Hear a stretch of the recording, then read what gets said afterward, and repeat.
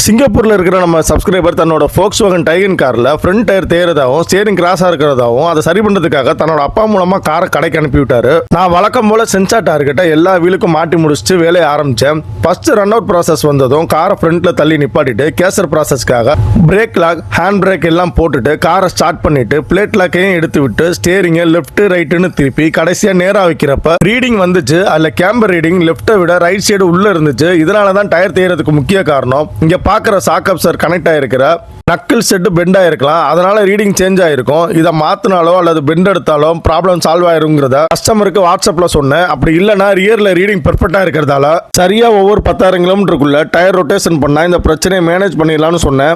அதோட ஸ்டியரிங் கிராஸுக்கு right side toe reading change ஆனது தான் காரணம். இதுக்காக தான் ஸ்டியரிங் நல்லா ஷேக் பண்ணி நேராக வச்சு லாக் பண்ணிட்டேன். ஆனால் காரை ஆஃப் பண்ணல. பிறகு கீழே இறங்கி என்ட்ராய்டு நட்டு அட்ஜஸ்டபிள் ஸ்பானர் போட்டு லூஸ் பண்ணிட்டு 2 பக்கமும் அட்ஜஸ்ட் பண்ணேன்.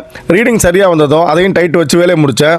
இப்போ டோ ரீடிங்கும் சரியாயிடுச்சு, அதோட ஸ்டியரிங்கும் நேராக ஆயிடுச்சு. இதை கன்ஃபார்ம் பண்ணிக்க டெஸ்ட் ட்ரைவ் போனேன். அப்போ ஸ்டியரிங் நேராக இருக்கிறதோட கார் எந்த பக்கமும் இழுக்கல. இதை வீடியோ எடுத்து கஸ்டமருக்கு வாட்ஸ்அப்பில் சென்ட் பண்ணிட்டேன். அவரும் வீடியோ பார்த்துட்டு ப்ராப்ளம் சால்வ் ஆனதுக்கு சந்தோஷப்பட்டு நன்றி சொன்னார். ஓகே ஃப்ரெண்ட்ஸ், இந்த வீடியோ பிடிச்சிருந்தா ஒரு லைக் போடுங்க. நம்ம சேனலை மறக்காமல் சப்ஸ்கிரைப் பண்ணி சப்போர்ட் பண்ணுங்கள்.